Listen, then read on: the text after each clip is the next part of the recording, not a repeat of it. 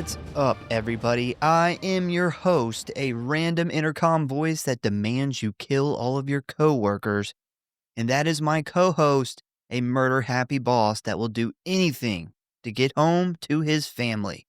And welcome to the Grindhouse Syndicate, where we are here today to finish out another end to a fantastic fan appreciation month. Where all month long, you guys pick the movies, and man, what a month it has been.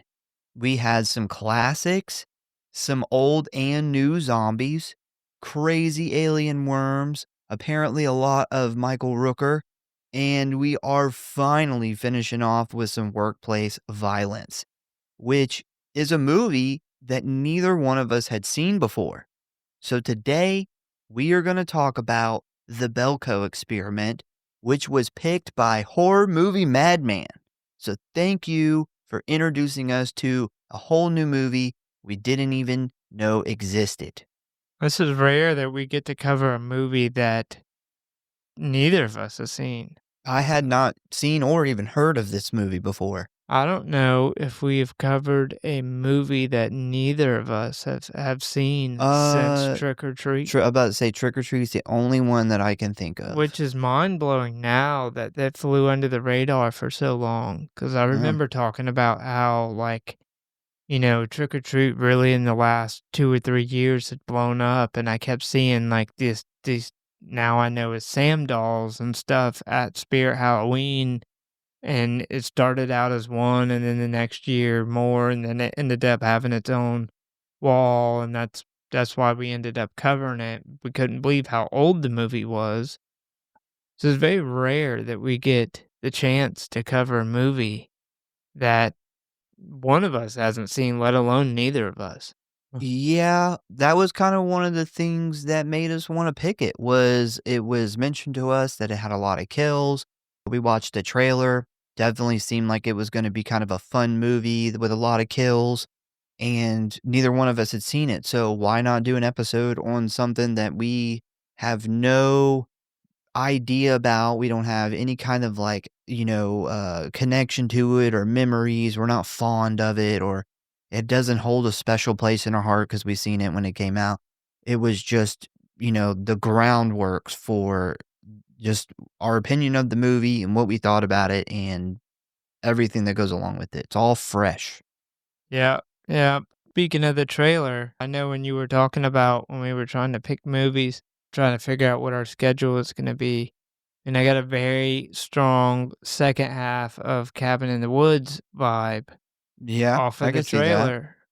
And now that I've watched it, the comedy that is in Cabin in the Woods I thought would be in this, and it's not. It's a lot more of a serious, which I like. And, we were discussing this earlier in the week. I'm not a fan as much for comedy and the horror. It has to be that type of movie. I can't stand a serious horror movie with a bunch of slapstick one-liners, and which was really popular in some movies in the 80s. And we were talking about during Dawn of the Dead with the pie, random pie to the face scene, which was just dumb. I could have done without that scene. I love that movie, hate that scene. But yeah, I was happy to, I like Cabin in the Woods. We covered it. It's a good movie. I love the horror vibe of the first half of the movie and all the creepy, zombies coming out of the ground and stuff. Not as big of a fan as once they get into, the offices and stuff. Lots of comedy in that side of the movie. And gotta say, I was happy that this did not have this. This is very much for me, The Office meets The Purge. No, that's pretty good. I like that. Yeah, I'm on the opposite fence. Is I would have liked some more of that Cabin in the Woods comedy in this movie. So we are on complete different sides of this. Yeah, it's like I said, it's a certain type of movie can do that. And I referenced Hard Eyes. Hard Eyes was a slasher where the comedy worked good. It's really hard for a movie to balance the comedy and do it good and do it right. And a movie like Hard Eyes, which is like a romantic comedy, but it's a slasher, can handle that, handle a good bit of it and still keep a good balance. This movie, I think, really kind of teeters the line between horror and action. It is horror because it's psychological horror, but it's not horror when a lot of people think of like what horror is. Yeah, It's it's a little bit different. very different setting. Like an office is about the most unscary place you could think of. And it very much in the way that The Purge, every Purge movie after the first, which I think the first was a legitimate horror movie, but this one's more teeters that line. And for me, I want that to be a more serious movie, and this was. So, we really want to thank you all for listening and commenting on these episodes and submitting movies for us to cover. Without you guys, we would just be two horror fans talking into microphones for absolutely no reason.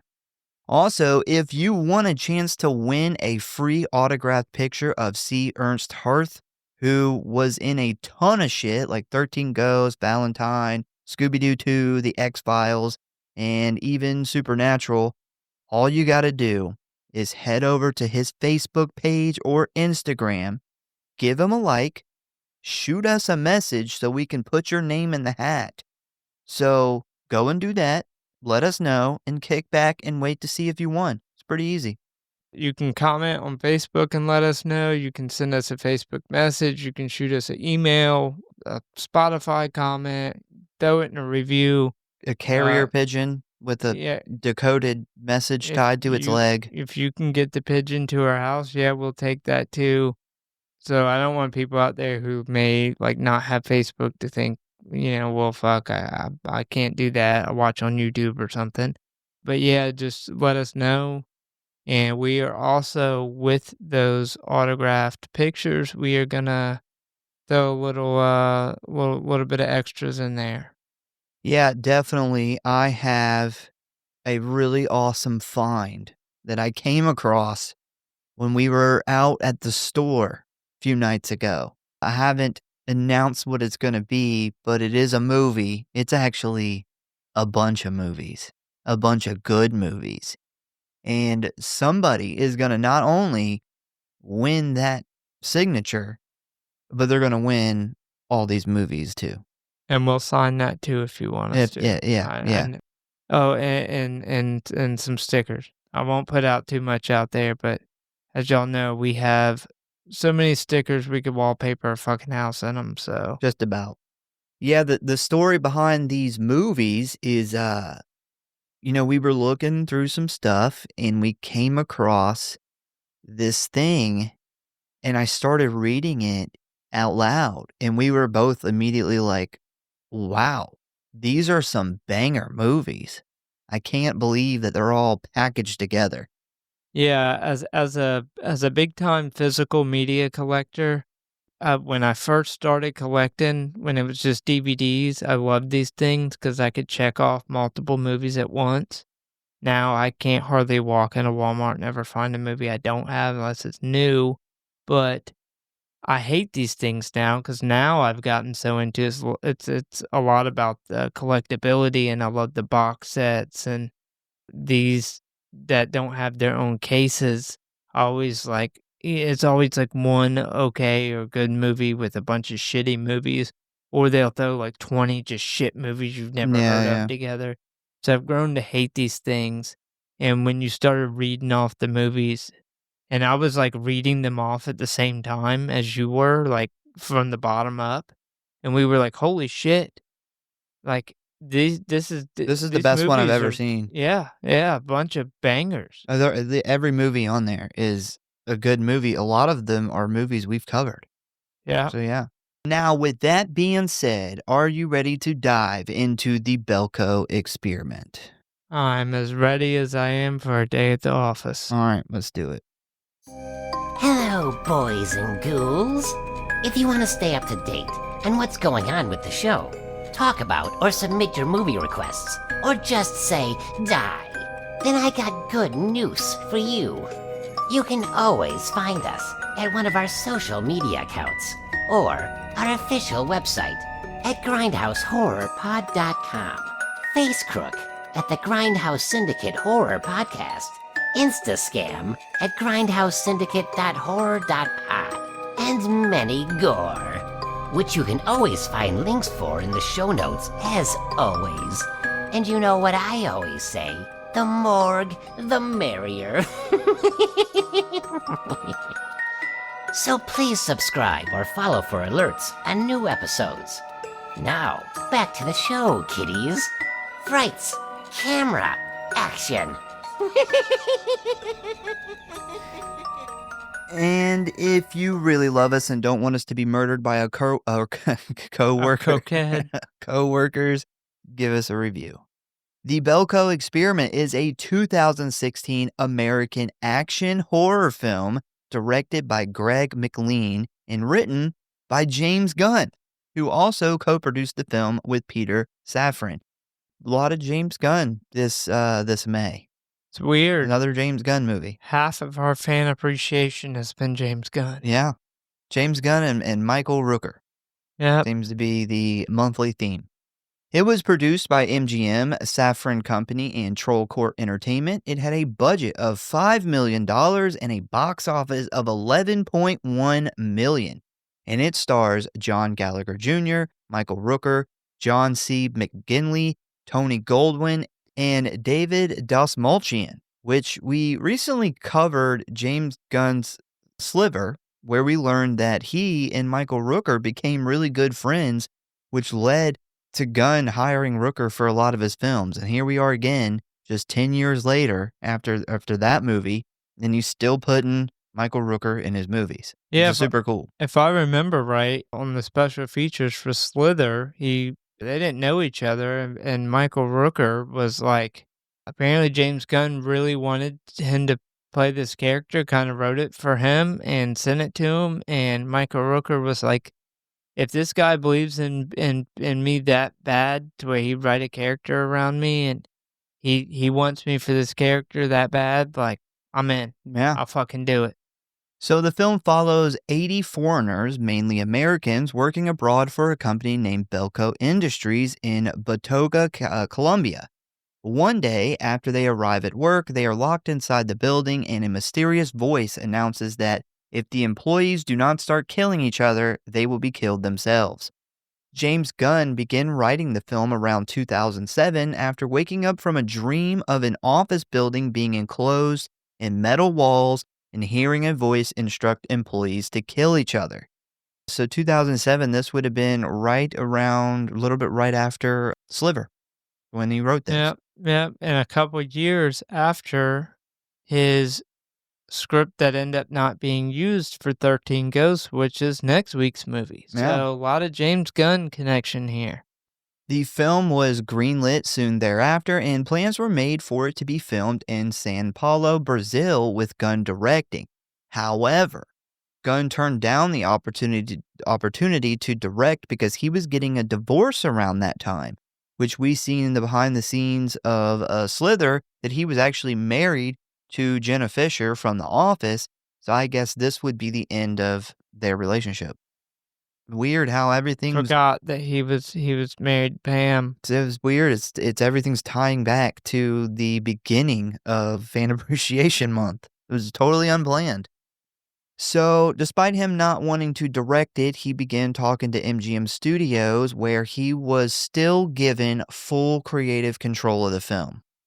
Principal photography began on June 1st of 2015 in Colombia and concluded on July 12th of that same year. The film premiered at the Toronto International Film Festival on September 10th of 2016 and was released in the United States on March 17th, 2017 by Blumhouse and Orion Pictures. The film was promoted through a series of 4 claymation shorts directed by Lee Hardcastle, which features exaggerated versions of the Belko Experiment's characters and offers a taste of the level of violence and humor you'll see when the actual movie opens. The movie was also promoted with a video game, Belko Experiment Escape Room in VR, released for virtual reality platforms. I don't know how that I never heard of this. Yeah, I don't know. They had a whole goddamn game. Yeah, apparently. But it was for VR. Neither one of us have ever had VR, so It's maybe that makes still sense. haven't. I couldn't name you a single VR game. No, except like regular games that they've released that you can play in VR. But yeah, I think VR is still way too expensive to be on either of our radars. It's super cool, but I've just never wanted to drop like $600 on it. All right, so ratings. Rotten Tom gave it a 55%, IMDb gave it a 6.2 out of 10, Letterboxd a 2.8 out of 5, and the Google average audience rating is a 3.6 out of 5. If you would like to watch this movie, you can currently find it streaming for free on Tubi. All right, you ready to dive into the plot of the Belko Experiment? Yep, let's do it. So we start off meeting our main character, Mike Milch, as he drives through the busy streets of Bogota, Colombia, on his way to work at Belco Industries. And as he pulls up to the heavily guarded gates and waits to be checked in by security, we see that the 8-story concrete building is located kind of in the middle of nowhere. Now, Mike isn't the only person in this line waiting to get in. We also meet another main character named Barry Norris, and he seems to be a bit frustrated because the guards are taking a lot longer to check people in than normal, because we learn here that they are looking for explosives and weapons in the vehicles. Also, these are not the normal guards, and they seem to be sending all of the Colombian workers home before they even get into the gate. So something definitely unusual is going on here. So after everyone finally gets into the building, we meet Danny Wilkins, who has just arrived for her first day of work at Belco, and she is meeting a man named Vince, who is setting up her security badge, company car, and stuff like that. And at the end of the meeting, he asks her if she went to the doctor yesterday to have the tracker placed in the back of her neck. And she says yes, she went and had it put in, but Vince can tell she seems a little uncomfortable about the whole thing. And he explains that the reason that they do this is because there are a lot of kidnappings on Belco employees, and the tracker helps them locate you and get you back. If you got a job somewhere and they wanted to implant a piece of technology into you, would you be okay with it or say hell no?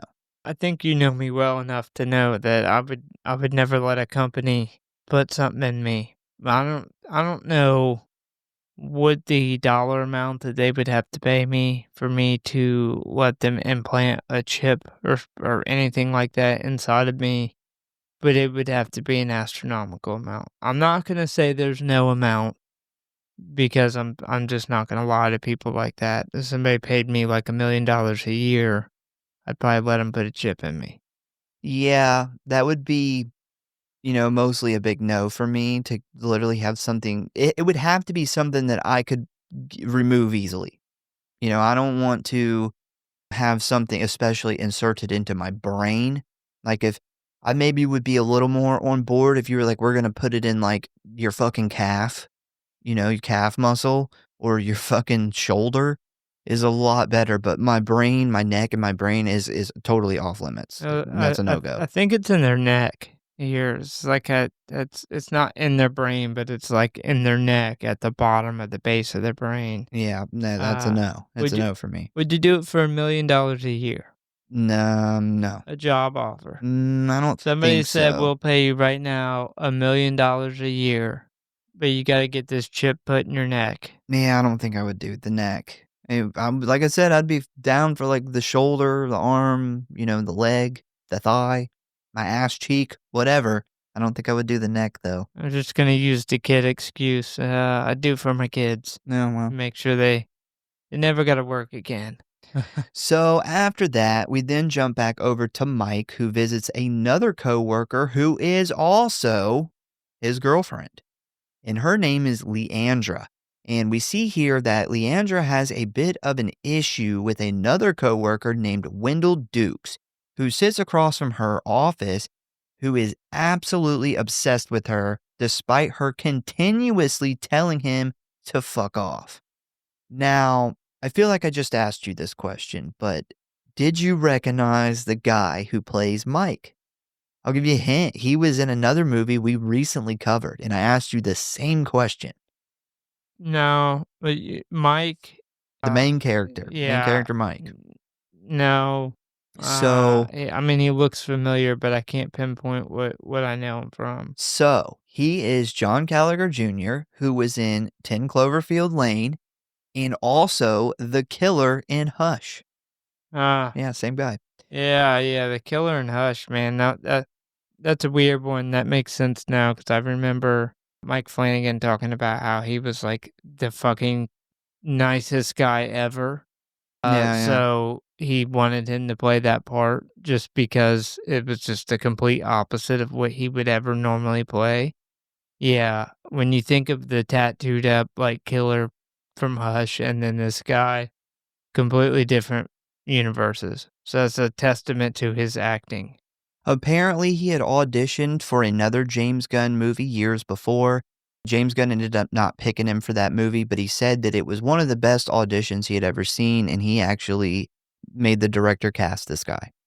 This this was 2018, right? 2016. 16. Okay. So next we see Mike head to his office where he notices out of his window one of the new heavily armed security guards heading to this large hangar right outside the building. And he thinks this is pretty weird. So he picks up his phone and he calls the head security guard, Evan, and he asks him what is going on with all of the Colombian employees being sent home and the new guards.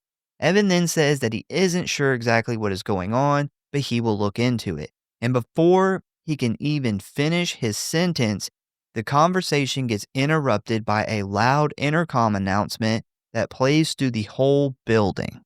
And this announcement says, "Please stop what you are doing and lend me your full attention. There are currently 80 of you in the building. In 8 hours, most of you will be dead. In order to have a chance to survive, you must complete the tasks I give you. The first task is simple. Murder 2 of your fellow employees in the next half hour by any means, or there will be repercussions." Well, this of course starts a panic with some employees, but mostly makes everyone very confused by this announcement. And as people start to try and figure out what is going on, they quickly discover the phones and internet are dead, along with no cell service. And right as a woman goes to try and run out of the building, we suddenly see all of the doors and windows get locked down by these huge metal covers that slide down in front of them, essentially trapping everyone inside the building. So now that there's no way to get out, everyone meets down in the lobby where Mike runs into the 2 maintenance guys named Bud, who is played by the awesome Michael Rooker, and Lonnie, who is played by the awesome David Dastmalchian. And they come up with the idea of trying to use a blowtorch to cut through these metal doors. We then see a group of workers say that they are heading up to the roof to see if they can call for help. And right after that, Barry calls for everyone's attention, where he says that he thinks that the building had the metal walls installed in case of some kind of military event, and someone is using this feature to play a little joke or mess with the Belco employees. He then says that the best thing to do right now is to keep calm and wait for answers, as he then says that he will update everyone as soon as he knows something. I would be pretty sketched out if I got locked inside of my job by this automated steel door contraption deal. Yeah, I would think that this is probably some overkill security, but at the same time, with them being in Colombia and especially not really knowing the politics of their government, it would make sense if this American company who had a office over in Colombia had some extra security put in place just in case some Yeah, shit that's went true. down with the government. I would probably be on board with what he was saying, that somebody was fucking with them more than anything. I will say, back to the Office reference, 2 people gotta go. Who's the 2 people?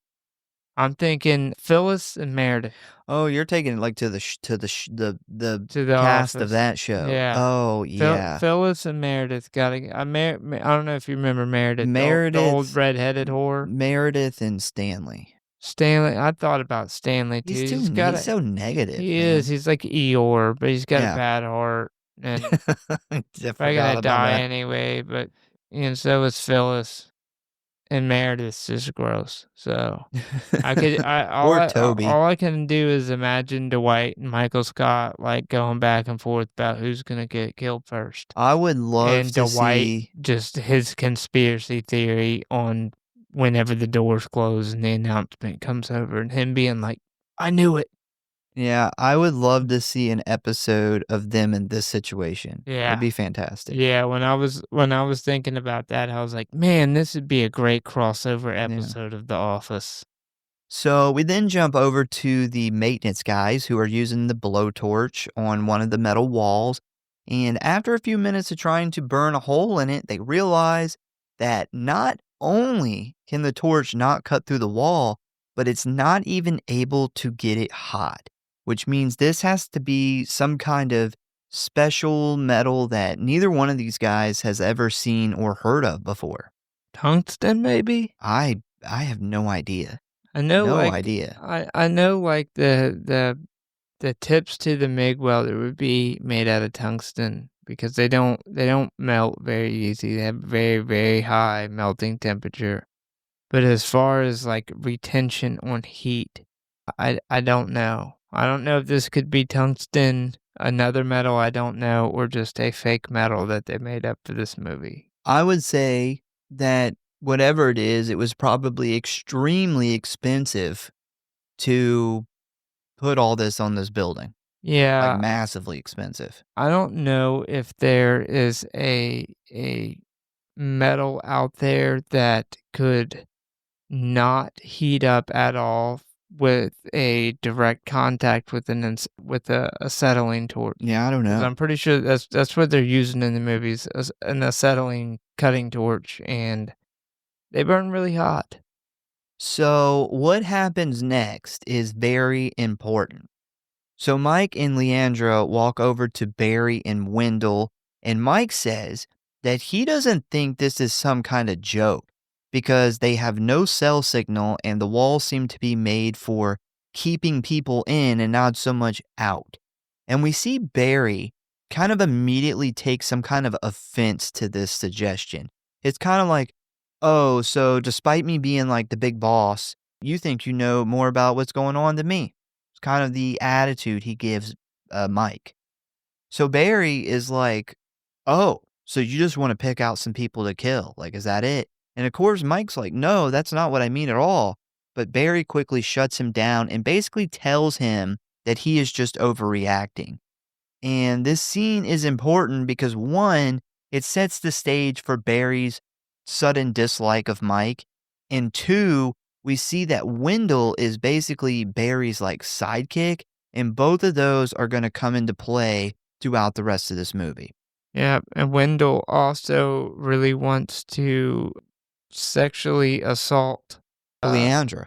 Yeah. Mike's girlfriend, so he already doesn't really like Mike to begin with. So next we head up to the roof where we see the group trying to get a security guard's attention, and despite him looking right at them as they scream for help, he, for the most part, just ignores them. After that, one of the employees tells the group that this obviously is just a test to see how they handle stress, and the best thing to do is just kick back, consider it a free day off, and as soon as he finishes his sentence, the girl next to him, her head explodes for no apparent reason.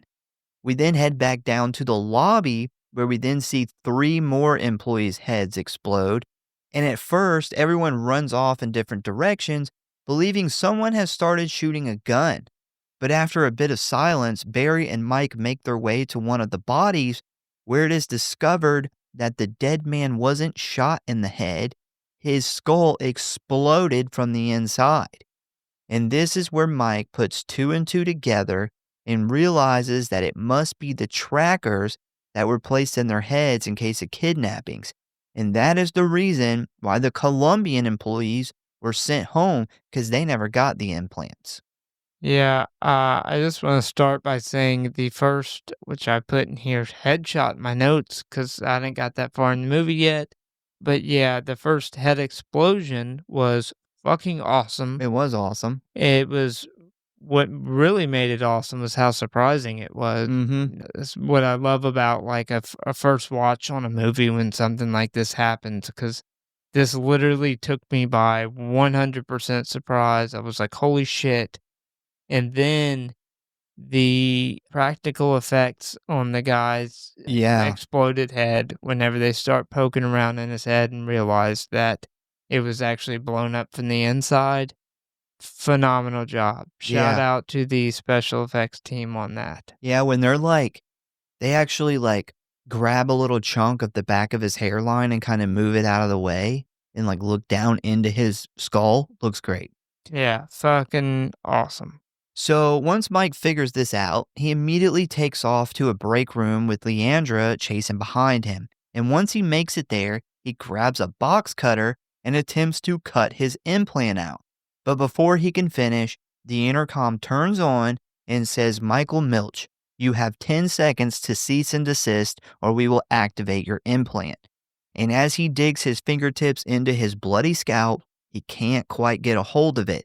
And right as the count reaches 4, he suddenly stops and throws his hands in the air and heads back out to the crowd of scared workers.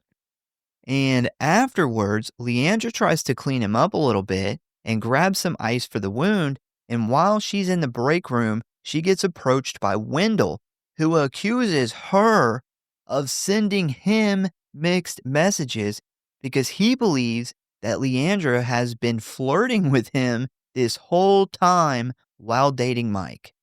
Yeah, so it just occurred to me after watching this movie. I wonder if Belko was sending him messages from her account, because he's very confident that she's been sending out all these flirty messages, and we actually see her reply to him, which is basically like quit fucking staring at me like you're being creepy. And you see his reaction to it, which he's already a creepy guy anyway, so I'm not Yeah. gonna write that off. But he very much seems like he has a reaction of somebody who's maybe has sent him some flirty messages and he thinks that she's just fucking with him. So wonder if maybe part of the experiment was, turning some of the people in the office against each other. Because we don't know what goes on outside the main characters. There may be some other shit like this going on. But yeah, he's just so confident in that she has been sending him these flirty emails. And from her perspective, it kind of seems like she hasn't sent him any emails. So That's a great point. I did not think of it. And to add to it a little bit, what's kind of mind blowing is Wendell is saying that this is his first time finding out that she's dating this Mike guy. He says that. He's like, "Who's this Mike guy?" He's like, "He's supposed to be your boyfriend?" And it's like, what? You're right across from her. You see the dude Mike go in there. She closes the blinds. They make out. They're obviously not keeping this a secret. How the fuck do you not know this? It's a very interesting situation. yeah. They could have been. They definitely could have been. For him to be thinking that they got something going on is almost mind-boggling. Well, Belko could have recently moved him there. That's Maybe true. he wasn't sitting across from her before. Maybe. And maybe now that's why he's staring at her, because this girl, downstairs had been sending him flirty messages, and he now got moved across from her office, and he's, giving her these looks. Yeah, maybe. So back out in the now mostly empty lobby, we see the head security guard Evan leaning over his dead friend's body when Barry walks over to talk to him. And at first, he seems like he's genuinely interested in Evan's grief, but he quickly follows this up with, "Hey, don't you have the keys to the armory? And he's like, yeah, of course I do. I'm the head security guard. But Barry says that he thinks maybe he should hold on to those keys, which immediately puts Evan on guard. Evan then says no, he's going to hold on to them until someone comes to let them out. And Barry, who is now a bit agitated with Evan, pulls the old, I'm your boss, do what I say card. To which Evan isn't fazed by this as he quickly announces that he quits and once again won't be giving the keys away to anybody until they're all out. So this tells us that Barry is looking for a huge upper hand on his fellow employees, despite him just 20 minutes ago talking down to Mike, overthinking that this was serious. Yeah, Barry definitely showing some early trying to get some advantages on his coworkers. Oh, definitely. Definitely thinking smart with a very cutthroat mindset, which kind of gives you an idea how he became boss. He worked his way up because he's got that. He'll fucking do whatever it takes. He'll throw anybody under the bus. But yes, for a first time watch, even at this point in the movie, I already put that he's definitely looking like he's willing to kill some coworkers. Definitely. So we then head down to the basement with our maintenance guys where they have realized that the AC has been remotely shut off, causing it to get very hot in the building. And while heading down to fix it, we see that new girl Danny is being smart and hiding down there. And right as Bud goes to try to fix the AC in order to hopefully bring some calm to the others, the intercom comes on, announcing that with the death of the other 4 employees, everyone should know how serious this is. The voice then says that currently there are 76 employees left, and in 2 hours, they demand that 30 more employees be killed by any means necessary. And if this quota is not met, then they will kill 60 of the 76 with the head exploding thing. So this, of course, sends everyone into a panic with some people running off to hide and others looking for weapons. Now, down in the basement, Lonnie starts freaking out about all this, and when Bud tries to calm him down, he actually hits Bud in the head with a big-ass wrench. And as Bud kind of stands back up, we see this huge dent in his head as he appears to be very confused about what just happened. I gotta say, that's a pretty convincing head dent. Yeah, the head cave was fucking gnarly looking. It was like a car. I when you looked dent a car. for words to try to explain how it made me feel, but gnarly is the only thing I could come up with. The idea of your skull like breaking off in a perfect circle like that, and it's like a crater on the moon, which is pretty realistic as to what would happen. Like if somebody was in a major car accident and it caves their skull in, like right after, before swelling and stuff kicks in. Yeah, it was pretty gross looking. Also, Alonzo must go. This is the part in the movie where I discovered that Alonzo is the man himself, Jack Delroy. Yeah. I did not David pick up. Dastmalchian. Yep, did not pick up on that before. For those who don't know, he's the main character in Late Night with the Devil, and I think this is a testament to his acting ability to go from me knowing him as the man in the suit with this like super crazy amount of charisma to this like kind of very anxiety driven, scared maintenance guy. I didn't even recognize that it was him. I knew he was familiar and it was bothering me of where I knew him from. And I was like, holy shit, that's Jack Delroy. Yeah, this movie has a stacked cast. A lot of big time cast members in this. Made me want to watch Late Night with the Devil again. Gotta say. Well, there's never a bad time for Late Night with the Devil. So Bud never really does figure out what exactly happened to him as he then slowly falls to the ground and dies. I will say I like that part too. Like the brain trauma of him being not confused. even being sure what just happened. Yeah. Like him just being kind of out of it and just not even processing what he just seen, that he was just hit, and because of his skull caving in on his brain. Thought that was a cool touch. So, yeah, he dies, and as this happens, Lonnie begins freaking out even more. And now Danny, who is still hiding behind some barrels, she accidentally makes a noise which tips off Lonnie that she's there. Lonnie then begins chasing her, where he quickly catches her and he tries to beat her with this big ass wrench. But Danny is able to like kick off the wall, which slams Lonnie into the other wall, where a long piece of rebar is sticking out, which jams into the back of his skull, killing him instantly. I do kind of find it ironic that this shy new girl gets like one of the first kills of the movie. It Yeah. kind of is the first kill of the movie, minus the head explosion thing. No, Jack Delroy just caved his Oh buddy's man, skull yeah, that's in, true. so So it's like the second kill of the employees, but it's just ironic that the shy new girl who's quiet, doesn't know anybody, gets one of the first kills.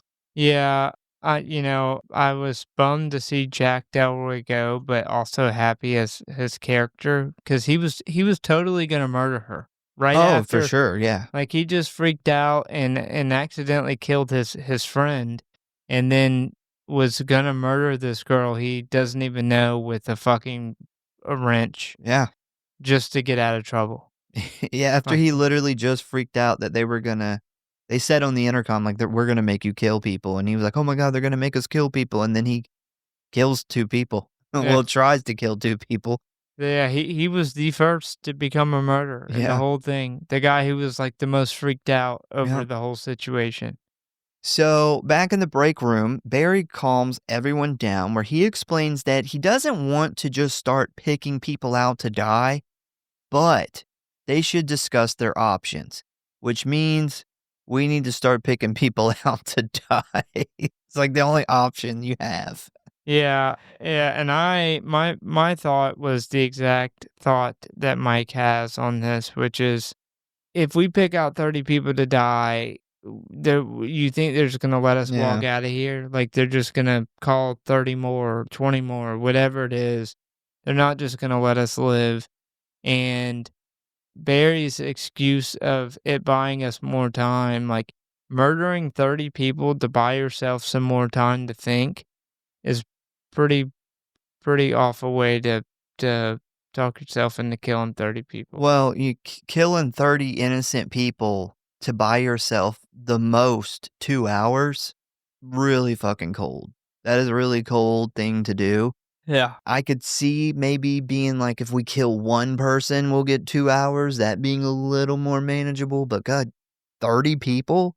Not to mention that they just announced this, so they really have, like, 2 hours from Yeah. this point, so you're gonna spend 2 hours trying to figure out who to murder to buy yourself 2 more hours? Like, why not just let's figure that out now? Also, the whole plan of trying to alert the highway is a plan I would be like, "Yeah, that can't hurt, that's a good plan." He completely throws that away and is like, "That's the dumbest fucking plan ever." Because he wants to kill people. Clearly, he wants Yeah. to murder some coworkers here. So during this whole thing, we kind of see Mike call out Barry about even considering killing people in order to stay alive. But before he gets a chance to respond, someone else brings up killing for the good of the group. And this is where we start to see people fall into one of 2 groups. The first being people who think that they should kill the 30 people in order to save more lives, and the second being people that refuse to even think about killing, even if it means dying themselves. And obviously, Mike and Barry are on different sides of the fence here. So during this debate, Mike actually brings up a really good point where he says that the biggest reason not to follow the orders to kill each other is the fact that it won't just stop at 30, because there is no way that they're going to let the rest of them just go home after this. And that this is just going to keep going until there's no one left to tell the outside world what happened here. But Barry immediately shoots this down by saying that no, It probably won't stop at 30, but it will buy them some time to figure out what to do next. So as Barry attempts to pull people over to his side, Leandra then says, "Wait, I have an idea." As she then says that they could go up on the roof and hang banners on the side of the building and wait for someone to send help. But once again, Barry shoots this down, basically saying it's dumb and they only have 2 hours, which is not enough time to get the cops here and, all that. And it is at this point where the group literally splits into 2 different groups, with Mike and the gang deciding to try the banners on the building. And then we get a bomb dropped on us as Vince, who you may remember was helping Danny in the beginning, says that if they go with Barry's plan, then some will do far better than others. And Barry kind of looks at him weird and asks what he means. And Vince responds that most of them aren't former Special Forces soldiers trained to kill like Barry is. And he knows this to be a fact as he has access to everyone's personal employee file, which is something that it seems like Barry was keeping a secret. Another thing that I noticed on my second watch, and I don't know if you caught it, but he says that he read both of their files and points to Barry and Wendell.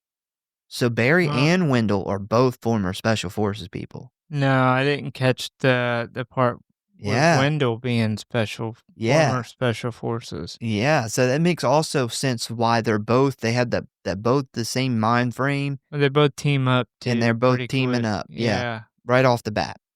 Yeah, this guy's a bastard, man. The either he's just really wanting to kill people, or the fucking police in Colombia are fucking the slowest motherfuckers ever. Because to be 2 hours is not enough time for the police to get here is kind of just sounding like you just want to kill someone. Yeah, I think he's already made up his mind of what he plans to do. Honestly, Barry has probably already thought, I will kill every single person in this building to get out of here. Yeah, and he does the really lame thing where he mentions his kids, and it's very obvious that it's not about the kids for him. It is about himself. Yep. So Mike finally interrupts this by standing up saying that they all need to work together in order to get out of here, and he is going to try the banner idea until someone comes up with something better. We then see about 90% of the group head off with him to help, and Barry is just left with 3 others who agree with him. So we then jump on over to Mike, who is now gathering supplies in order to make the banners, and we see here that there is some trouble in paradise as he appears to be pretty mad at his girlfriend for siding with Barry for a little bit during that argument. And while he and Leandra fight about it in the lobby, she notices that Bud's blowtorch is now missing, which prompts them to head straight for the armory that holds the weapons for the security guards. And right as they round the corner, they see Barry and Wendell attempting to cut the lock off the steel door. Definitely a bad situation for these two to get their hands on some guns. Yeah. So Mike asks just what the hell's going on here and why do they need guns? And Barry tells him the lamest excuse ever, which is that they need to keep them, as in the guns, not people, safe. Yeah. If you want to keep the guns safe, just fucking leave them locked up. Yeah. They're already safe. That's the whole point of why they're locked up. If you're worried about other people going rogue and getting their hands on these guns and killing a bunch of innocent people, you would want to keep these things locked up, not literally cut the fucking lock with an acetylene torch and allow access to them. The group of guys who just argued for wanting to murder people should not be tasked with keeping the weapons safe. Nope. It's like, no, that is the government. It sounds exactly like the government. The government's like, yeah, we would like to take your guns to keep them safe. To keep you safe. So, although we have the guns. So of course, Mike is like, no, the weapons are fine where they are. But Barry disagrees, and we finally see his true self come out as he basically tells Mike to shut the fuck up. Now, Evan agrees with Mike and he walks over and he turns the gas for the torch off, which pisses Barry and Wendell off big time. Wendell then attempts to threaten Evan, which causes him to pull out his pistol and threaten to shoot him. I wish he would have shot them. It would have been a much different movie. Yeah, Evan definitely should have shot him. Them talking him down, as soon as they talked him out of shooting Barry, I was like, you just signed his death certificate. Yep. That was my first thought. So thankfully, though, Mike is able to talk Evan down and get him to hand over his gun. And right as things calm down a little bit, one of Barry's sidekicks reaches over and turns the gas back on, prompting Wendell to continue cutting the lock. And Mike is kind of stunned that after almost getting shot, they would just continue cutting through this door. So he decides to put a hard stop to it, the only way he can think of, which is to shoot the top of the gas canister, rendering it useless. And this is kind of the final straw with Barry and Mike pretending to get along. And Mike has just worked his way up to the top of Barry's kill list. Yeah, in reality, all 6 of them would probably be dead if you shot a tank of acetylene. yeah. And that's just like super, super, super explosive. Awful idea to shoot one. But yeah, he just put himself at I don't know if him or Evan is at the top of the shit list higher. I think it's Mike, honestly. Because Well, Mike's been defying Barry this whole time. yeah, probably Mike, but Evan also pulled the gun on them. And that probably pissed them off really bad that they don't have a gun. They're probably thinking, like, we're special forces. We can fucking rip this guy apart. Yeah.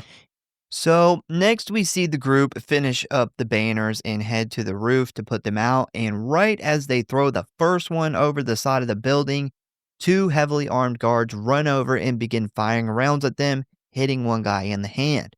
Despite everyone else ducking for cover and abandoning the plan, Mike isn't giving up yet, as he then grabs another sign and runs to make another attempt.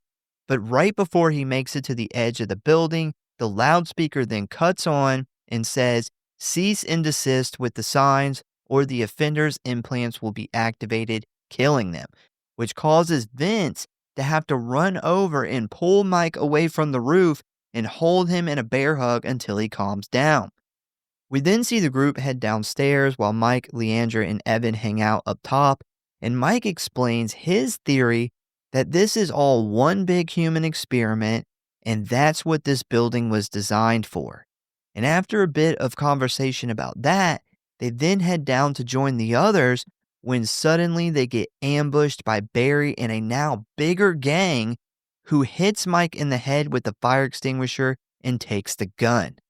Barry then starts trying to explain that Mike is going to get a lot of people killed when Wendell then demands the armory keys from Evan.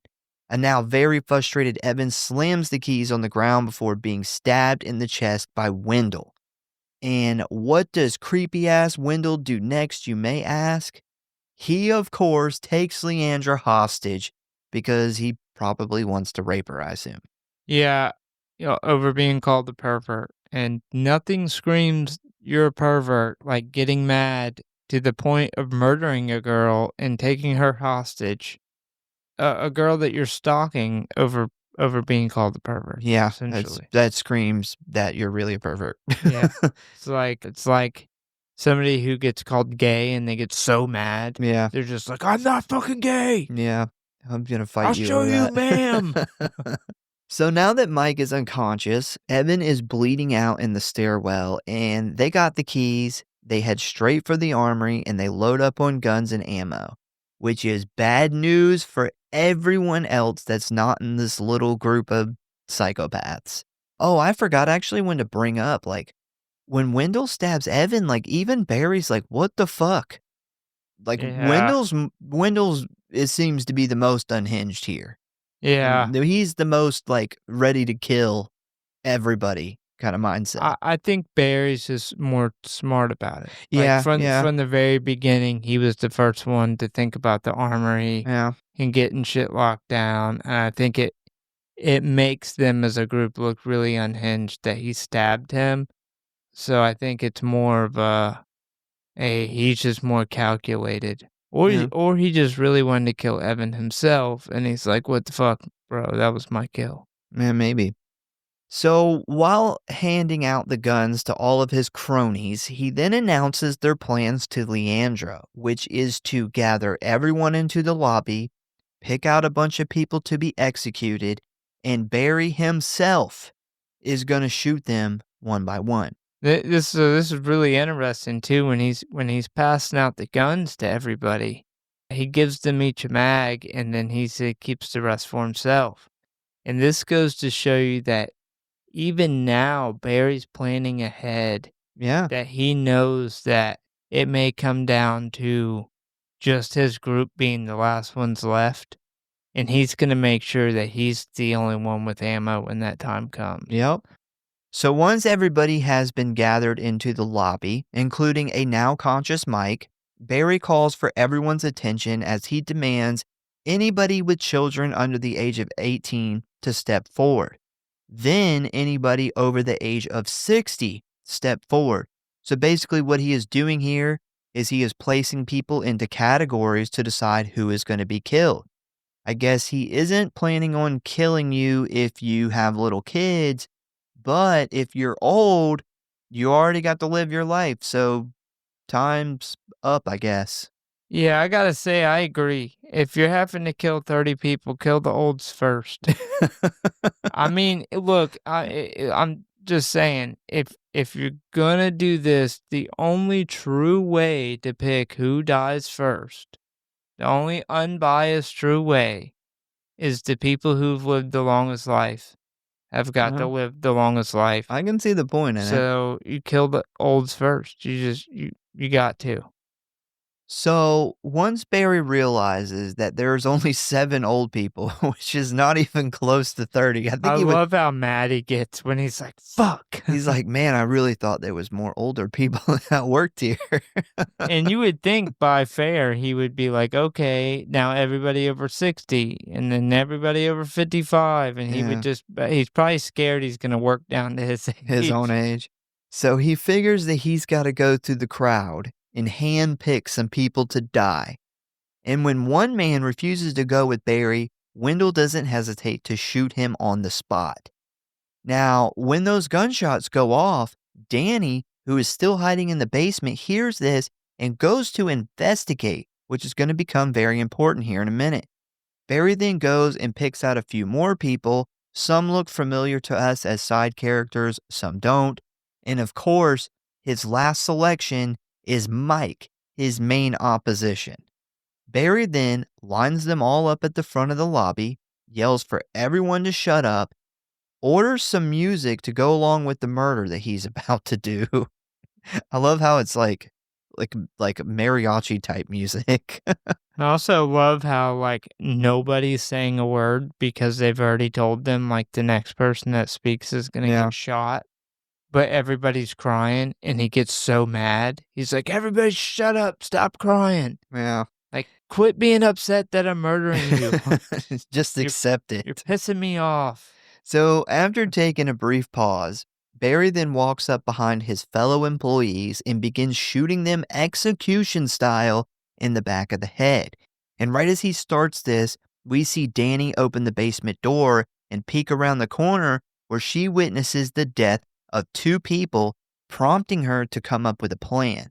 So while we see her head back down the stairs, we also see Mike's friend, who was one of the first to join Barry's group, standing behind Mike, who's kneeling waiting to be executed, as he suddenly starts to fall apart before puking in a decorative plant.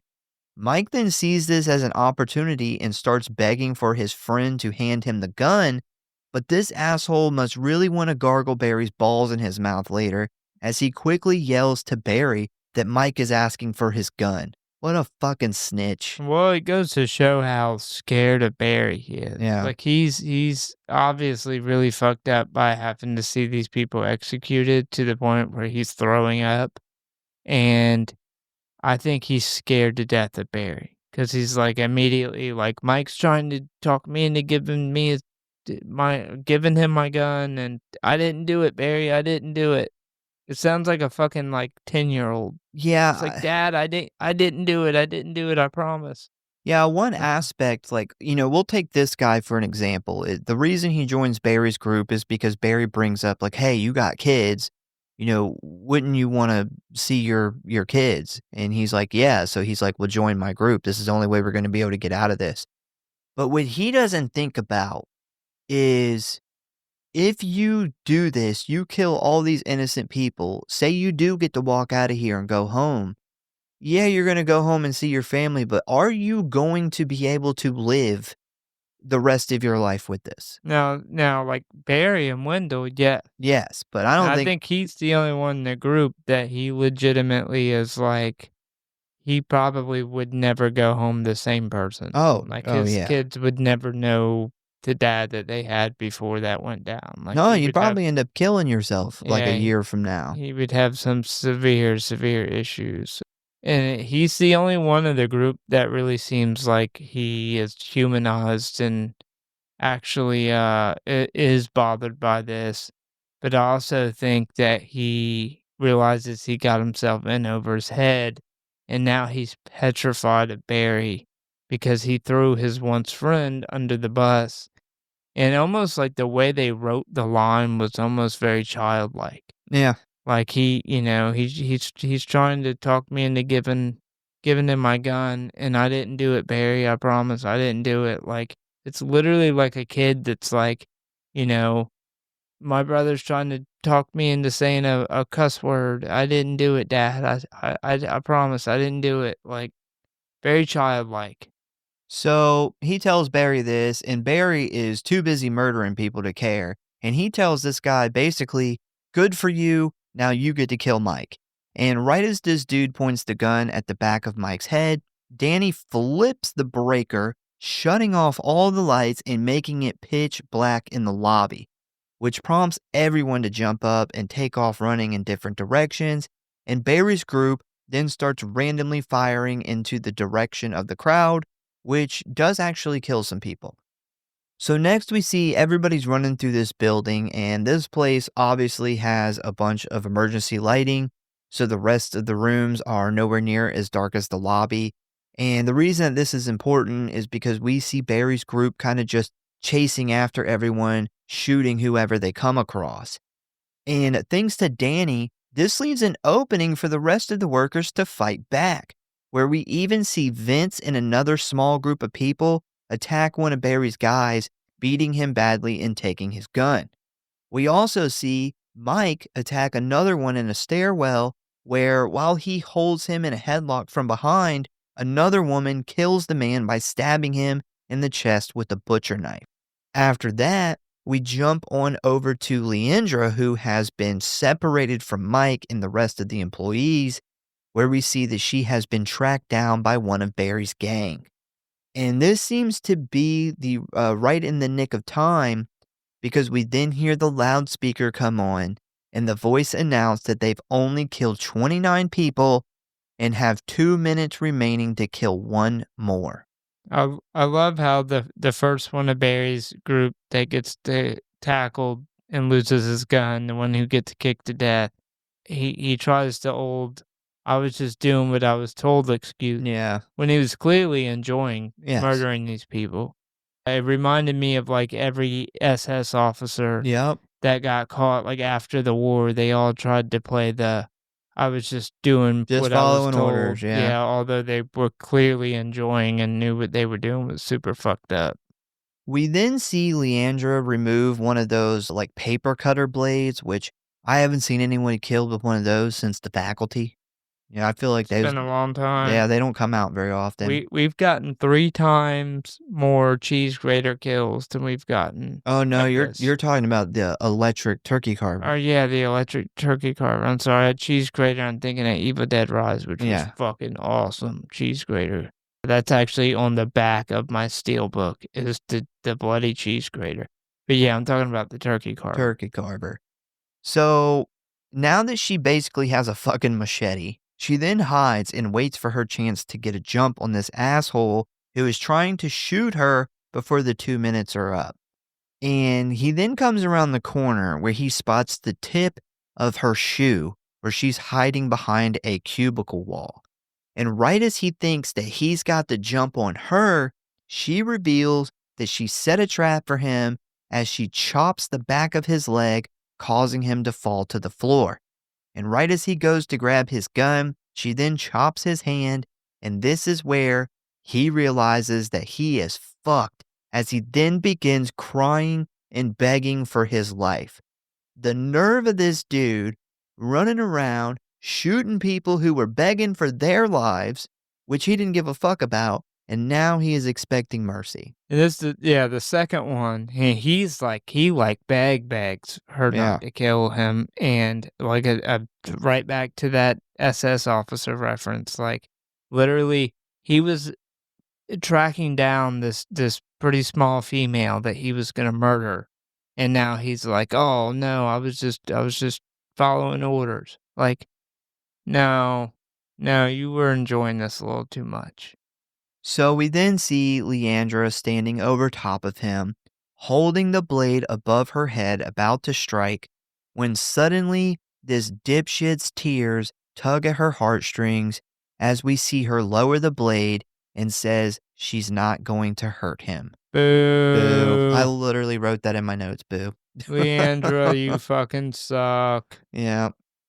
And right after this happens, the loudspeaker comes back on and announces that the group has come up one body short, and now 31 more people must die. And we get this huge head explosion montage, which is great.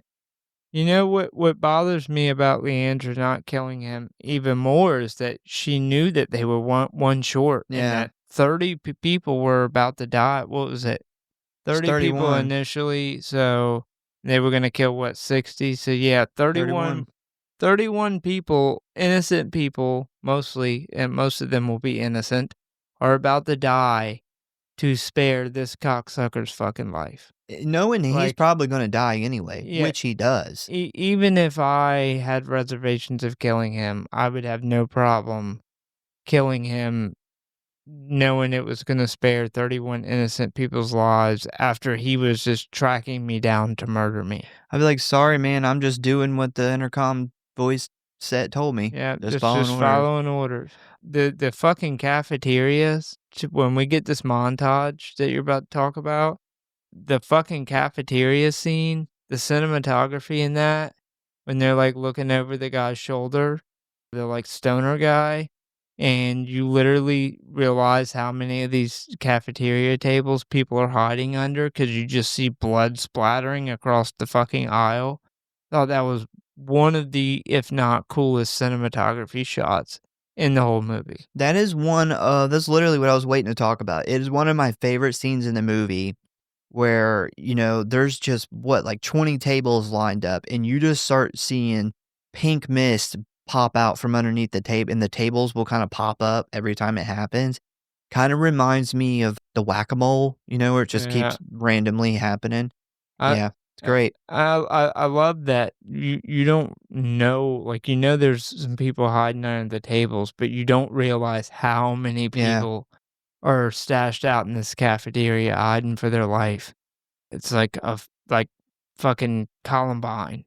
It's a lot. It's a lot. And then I think it's really cool that we both picked out on that scene for the cinematography of that. It's a great shot.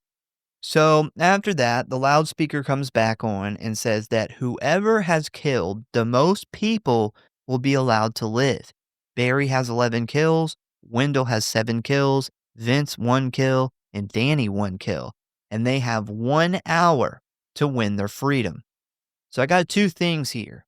One, how is anybody supposed to catch up to Barry's 11 kills? Like, I don't even know if there's 11 people left. Yeah, well, yeah, there should be if you could kill everybody or you've already killed somebody like that new chick. But because of that, my first thought would be I've got to kill Barry. You gotta take him out of the game. Because they don't really know how many people Wendell's killed because he just started going off, like, when the lights went off. But they know Barry did the majority of the executing. So my first thought would be there's no way that we're ever gonna catch up. Like, I would be literally trying to team everybody together and say, before we figure out what we're gonna do about the rest of this, we've all gotta bum rush and kill Barry. And we also got, what, two guns that are with other people now Yeah. from people who've been attacked. So the gun field is kind of evened out a little bit. Yeah. Well, this also proves that Mike was right in the beginning where it wouldn't just stop at 30 people and that they weren't just going to let them walk away. And if I was in this situation, I would think, okay, so say I killed the most people and now I'm, the only person left. What's going to happen to me? What are they going to do to me? Because they're not going to just let me go. So what happens after I'm the only person left? Do they fucking put me in a room and see how long it takes me to kill myself? Well, they do. They don't really tell us what happens, but they do kind of touch on that a little bit at A little the bit, end. yeah. But my thought, I wouldn't spend too much time thinking about this because I was on borrowed time. But I would think that this was either the government and that they were going to essentially give me a bunch of money, hush hush money, like, hey, you were going to get all this money and we're going to send you to another country or send you back to America. Or they were going to frame it as you just murdered Yeah. all these people, like literally 70 people came up dead and you were the only one alive. You just did all this killing. We're going to frame it to where you'll never see the light of day In Colombia. if you ever speak about this. They're Yeah. not even in America. So next we see Wendell immediately kill a woman with a butcher knife. Our man Vince finally joins the dark side and starts shooting the group of people he was just with. And Barry snaps the neck of the woman that he has been flirting with for the past year. So it is every man for themselves right now. I was bummed to see Vince change teams, man. Yeah, that sucked. The Barry thing didn't surprise me though. Oh, no. I feel like he was if he had time, he probably would have fucked her first. But yeah, it didn't surprise me that he killed his love interest. And he was even so kind as to spare a bullet on Yeah. her and snap her neck. So Barry then gets inside the elevator that Danny and another man are hiding on top of, and as he pushes the button to head to the top floor, Danny and the other man begin to panic as they realize they are going to be squished in a matter of minutes. Danny is able to squeeze down to the side of the elevator shaft, but unfortunately, her friend is not that lucky because as he attempts to get down there with her, he gets crushed to death. We then jump on over to Leandra, who now has a gun, and she walks up on 2 other employees who are pulling out the explosive implants from people who have been shot or stabbed.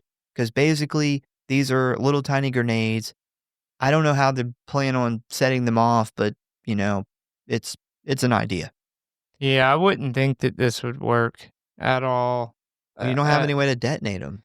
Yeah, I would be like, well, they're like tiny little balls, like you would put in a cannon, like giant buckshot or something. They've already been blown up. I don't. No, they're getting them from the people that haven't been blown up. They've Oh. died from being shot. Oh, okay, Yeah. didn't catch that. Okay, well, even that, I guess you could probably find a way to detonate them. Yeah, I mean, it's an idea. Like, I'm not knocking it, but I don't know how they're gonna blow them up. It's better than any of the other ideas that anybody's come up with as out there as it is. I mean, I would kind of have the same reaction. Like, Well, it can't hurt to try. Yeah. Like, it's not the worst idea I've ever heard. I also love how Barry gets super pissed in the elevator, and I didn't realize he was stuck in the elevator at first because of the crushed body, and I thought he was just that mad because he He didn't was get just credit pissed. for that kill, because he wouldn't have got credited for that kill That's because it was the elevator. that's true. So I thought he was just pissed he didn't get the scorecard for it. So, after talking to them for a bit, she realizes that these two have kind of lost their minds a little bit and they aren't really a threat, at least to her. So, she just kind of walks off where they end up tagging along with her. And next, she does something incredibly stupid, in my opinion. She finds the intercom system and makes an announcement to Mike that if he is still alive and able, to please come down to the first floor and find her. Which, of course, Mike hears this, but so does Barry, which means that they are both headed to the same place at the same time and are most definitely going to have a showdown. But before either one of them can get there, Wendell shows up with his trusty old butcher knife. But oh, how the tables have turned as we see that Leandra still has a gun, which she uses to shoot Wendell in the arm. She should have shot him in the dick. But she ends up dropping the gun after it goes off, to which Wendell reveals that he also still has a gun. And once he begins firing at them, they use a metal table to block the bullets and pin him to the floor, where Leandra grabs an axe and starts chopping his fucking face off. One of the best scenes of the movie. Yep, the axe to the face is fucking incredible. This again, shout out to the special effects. This is one we get to see, like the full on. Yep. I wish we got to see it a little longer, but we get to see it. As far as Leandra, yeah, she fucking blows it when she literally drops the gun. Like it could the recoil is enough to blow it out of her fucking hands. So she sucks for that. I hated that those other two guys died because of her doing Yeah. that was the biggest thing, like, wasn't that she dropped the gun, it was that she got 2 people killed in the process, so that sucked, but the axe to the face was worth it. So after this, Mike shows up and reunites with Leandra, but their romantic hug is cut pretty short when Vince then starts chucking Molotov cocktails at them, forcing them to retreat from the first floor and take off up the steps. But this also turns bad as they quickly run into Barry, who immediately starts shooting at them. So they end up running back down into the lobby where Vince is still throwing bottles of fire everywhere, and right before he gets them with one, he takes a bullet to the chest, and as the camera pans down the hallway, we see Barry holding the gun. And this is where it is revealed that Vince isn't the only person Barry just shot, as Mike realizes that Leandra has a bullet hole close to her heart and is losing tons of blood. So Mike then tries to drag her injured body to a safer spot, where we then see the elevator door open, revealing an exhausted Danny, who immediately takes a bullet to the forehead from Barry. I loved her death scene too, just Because you don't see it coming. they make her such a character, like she's gonna be significant, and then boom, she's just dead like that. Yep. I love when movies aren't afraid to kill off, like, characters that way. I also don't understand why Leandra did not pick up the gun that she dropped, or Wendell's gun that he was shooting at her with. She said, fuck There's- that gun shit. There's literally 2 guns there, and her nor Mike pick up either one of them, which they really could have used when they had to run back in the face of Yeah. fire and Mr. fucking Molotov cocktail fucking tossing bombs at him. So we then see Mike and Leandra hide in a large storage cabinet, but unfortunately, time is running out fast, as she only makes it long enough to tell Mike that she loves him before passing away. So rest in peace. You were way too hot for Mike anyway. So now that she is dead, Mike realizes that he has got to kill Barry because he's got to get that good old-fashioned revenge. So he takes off running into another room where Barry quickly chases after him. But once Barry runs through the doorway, he is tackled to the ground by a very pissed off and emotional Mike, who starts trying to strangle him. Despite Mike running on straight up rage at this point, he is no match for Barry's Special Forces training as he quickly pulls a move that elbows him in the jaw as Barry rolls over and jumps up. They then do some hand-to-hand combat where once again, Mike is way out of his league as he totally gets his ass beat. But not all hope is lost as Barry attempts to strangle Mike. He reaches over, grabs a tape dispenser, and uses it to beat Barry's head in, finally killing him. I wonder how many people have fantasized about beating their bosses to death with office supplies. Probably Yeah, a lot. the kill was awesome looking too. We get literally, I guess this is a tape holder. I Yeah, it's guess like a that's tape what you would call dispenser, it. yeah. Yeah, like holds your roll of tape. We get to see somebody's face, somebody who's the like worst person in this fucking movie, their face smashed in slow motion.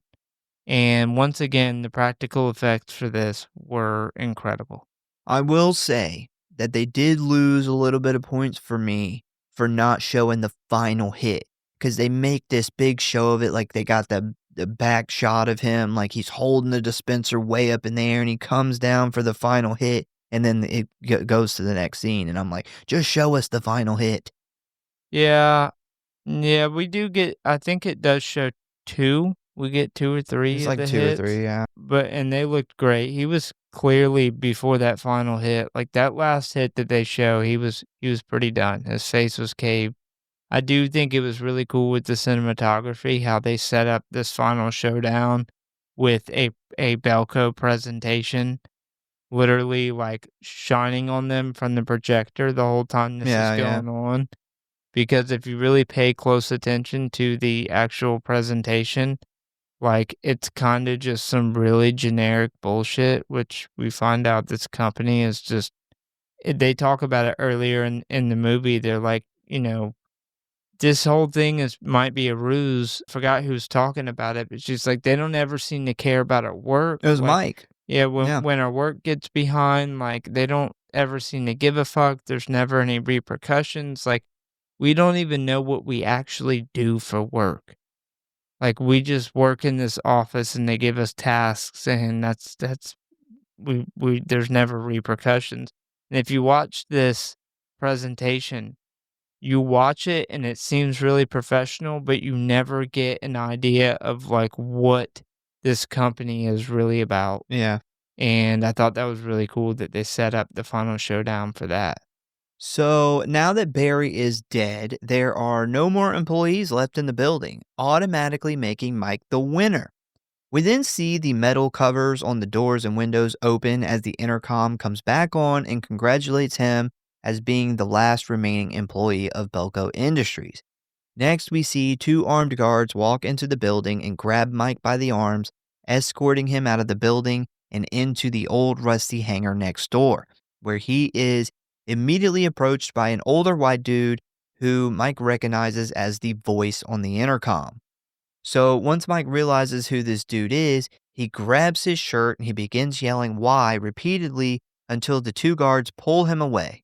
They then force him to sit in a chair as the man sits in front of him and says that they would like to ask him some questions. Mike then starts looking around where he spots the surveillance system that shows the inside of the Belco building and the switchboard with all of their names on it for the exploding implants. Mike then asks who they are, and the man tells him that he is part of an international organization consisting of some of the greatest thinkers in the world who believe social scientists must be allowed to study human behavior unfettered by conventional concepts.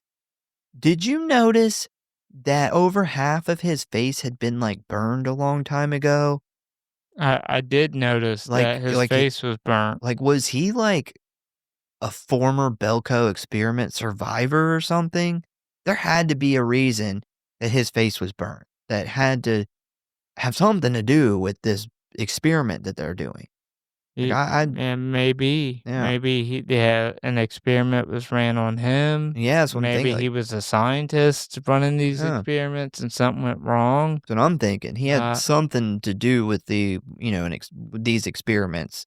They wouldn't have put the prosthetic on him if Yeah. there wasn't something to do with this. Yeah, I do wonder. I don't think they would have did the prosthetic just for the aesthetic of him being the bad guy. Yeah. It is possible, but I do think that there's some type of backstory with him.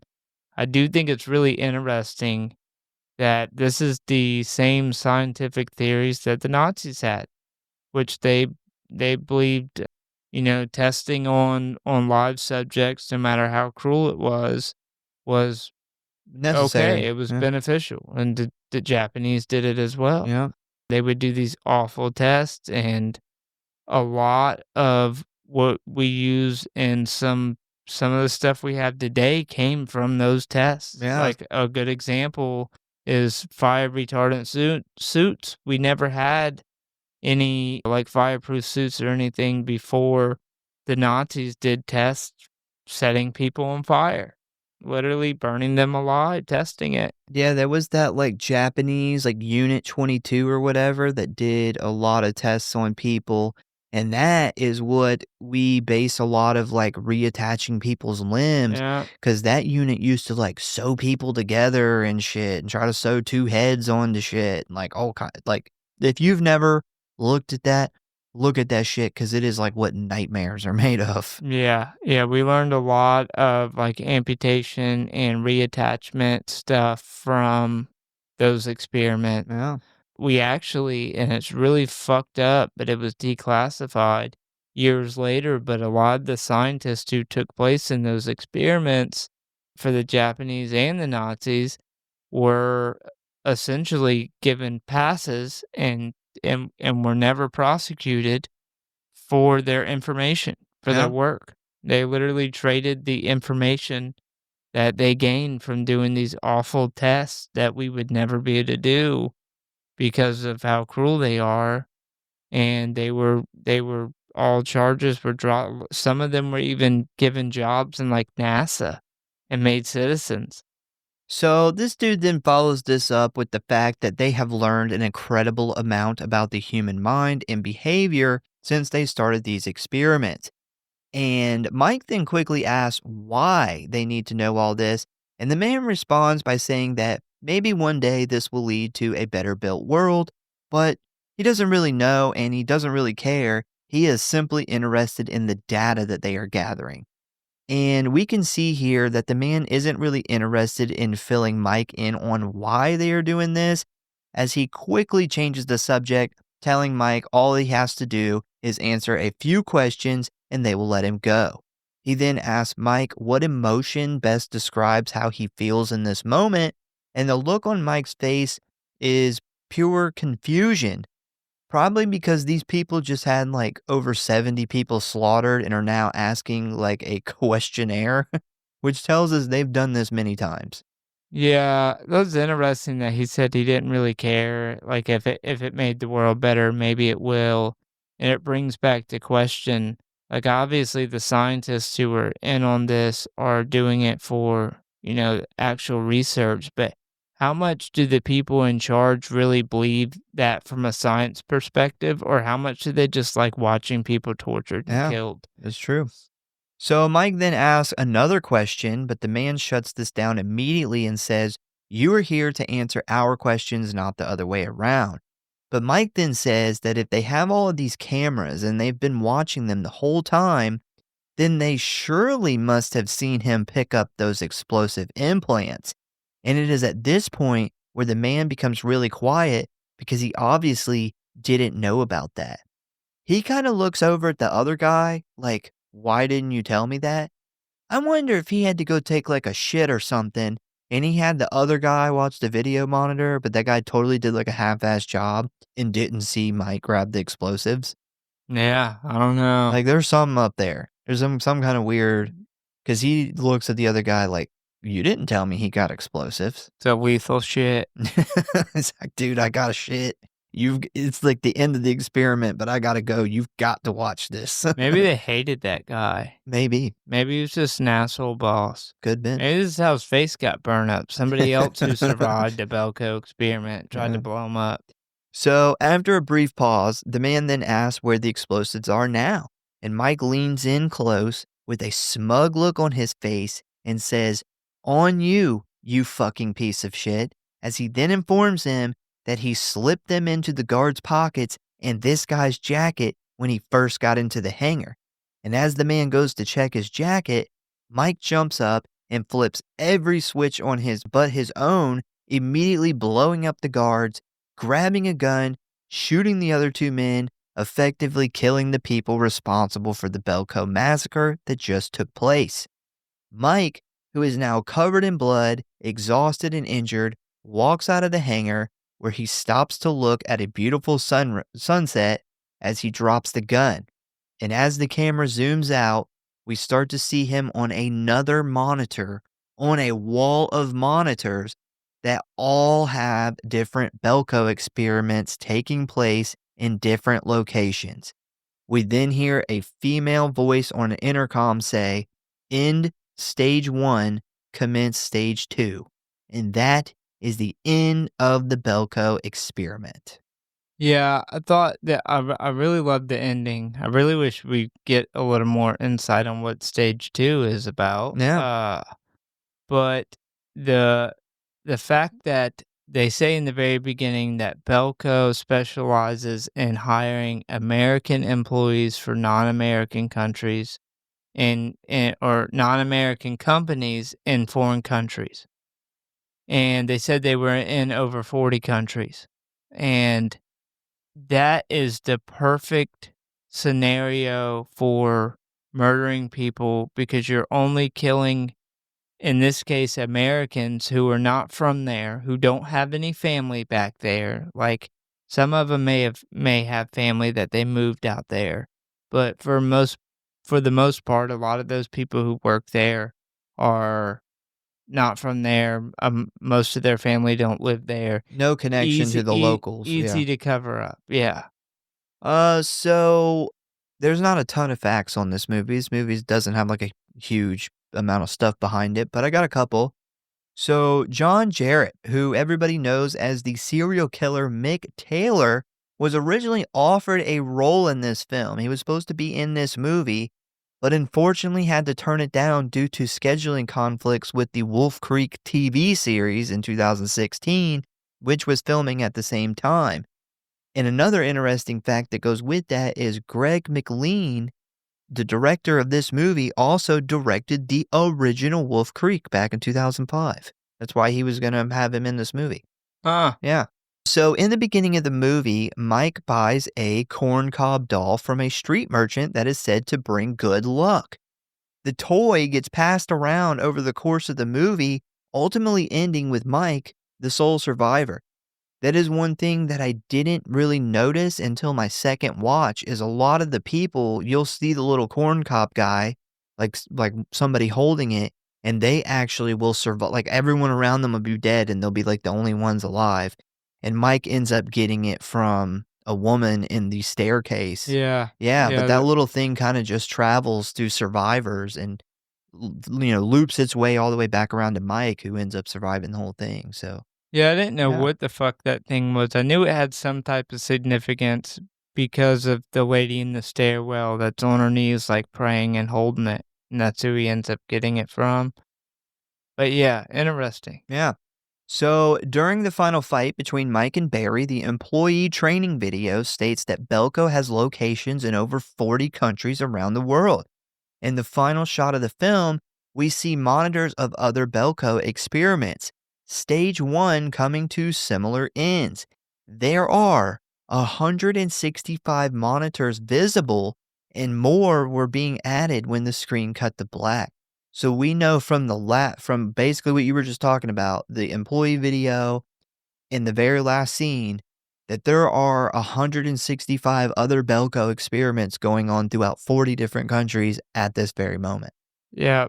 I love that whole presentation because it very much reminds me of a politician, like when they're asked a question and they say a lot of really big words and they say a lot of stuff, but really it's just word salad. They say nothing. Yeah. Like they sound smart from somebody who's not really listening. You would hear them and say, wow, that's a really educated answer. But in reality, if you're really paying attention, they didn't answer the question. They essentially said nothing. Yeah. So, ratings and kill count. We have a total amount of kills, 83. This is going to be a lot to go through, so here we go. We got a lady on the roof whose head exploded. 3 more Belco employees' head exploded. Bud was killed by Lonnie with the wrench. Lonnie was killed by Danny with the rebar. Evan, who was stabbed by Wendell. Jonathan, who was shot by Wendell. 10 people were executed by Barry. 13 people, random people, were shot by Barry's gang. Antonio was stabbed in the stomach. Bradley was kicked to death by Vince in his gang. 30 more employees, their heads were exploded when the time ran out. Luigi was hacked to death by Wendell. Agnes was hacked to death by Wendell. Razia was shot by Vince. Random guy was shot by Vince. Loreno's neck was snapped by Barry. Roberto was crushed by the elevator. Tyson, Chet, and Marty were all killed by Wendell. Wendell was killed by having his face beat in with an axe by Leandra. Vince was shot by Barry. Danny was shot by Barry. Leandra was shot by Barry. Barry was beaten with the tape dispenser by Mike. 2 guards were blown up by Mike. 1 guard was shot by Mike, and the intercom voice guy was shot by Mike. That was a mouthful. All right, so favorite kill. I think you went first last week, so I think I'm up. My favorite kill was hands down Wendell. Axe to the face. Awesome. My close second, lunch table head explosions. So my pick's Barry, because Barry's a bastard, and I love like I said, the whole cinematography setup around that kill with the presentation playing, and we get the slow motion shots, and the fact that the prosthetic we get to see hit 2 or 3 times looks fucking great. Like, it looks amazing. My second was Wendell getting the axe through the face. It looked amazing, and I think I hated Wendell actually more than Barry. I think Wendell was the worst character in the movie. Not only is he super creepy, we didn't talk about it when we were going through the plot, but what I think is probably the scariest part of the movie for me, and it's the creepiest, like most just disturbing part of the movie, is right before Wendell gets killed. He's dragging his what was his friend, his coworker, and he's literally, the guy's already dead, but he's hacking this fucking, like, what would you, like a cleaver? Yeah, it's like a meat cleaver, yeah. Yeah, he's using this meat cleaver to just hack away at this guy's dead body. Just hack away at his face. And it was just so disturbing to me that that Wendell's so fucked up in the head. He enjoys killing so much. He's literally just like on a John Wayne Gacy or a crazy serial killer level, just hacking away at this dead guy who was supposed to be his friend, with a meat cleaver. It was just super creepy. So yeah, I picked him because not only his kill looked great, but he was a bastard. All right, so my rating for this was a solid 3.6. I enjoyed this movie. It was fun, man. It was a good time. I would have liked a little more, like we talked about earlier. I would have liked a little more of the comedy in it. I think this would have been a great movie for that. But it doesn't bother me that it doesn't have it in there. It's more serious. Man, for as many head explosions as we got, I wish we would have got a couple more really gruesome head explosions, similar to like some Tom Savini head explosions. But yeah, man, it was a fun movie and I enjoyed it. I gave it 3.6. So I gave it a 3.8. I think it has a unique plot, but not a unique plot in the same way. Like, it's very unique, but there is similar movies where it's like the rich are setting up to kill these people. But yeah, I actually like the lack of comedy. We get some really good cinematography shots. Obviously, the shining light of this movie is its practical effects. I really like the kinda like the Nazi parallels of the beliefs and humanity's need for unethical science, no matter the cost to human life. Like, we don't really ever see that talked about. My one main complaint is the setting, man. The setting really is just an office is the least scary setting for a horror movie, and it kinda takes away from the horror for me. And like I said, this movie really parallels on the line between horror and kinda just like a psychological action movie. Maybe not action, but more I mean, it's psychological. considered an action horror movie. Yeah, so, like I said, it kinda balances that line, and I think part of that is The Office. Man, The Office setting is just not a scary setting. But other than that, yeah, I thought it was a really good movie, Man, it we're was pretty close. solid. 3.6, 3.8. It's not that far off. All right. Well, once again, we thank you guys for listening. Please give us a follow or like if you enjoy the show. Check out the website, check out the socials. Tell a friend, a family member, or your murder happy coworker about the show. And we hope to see you next time.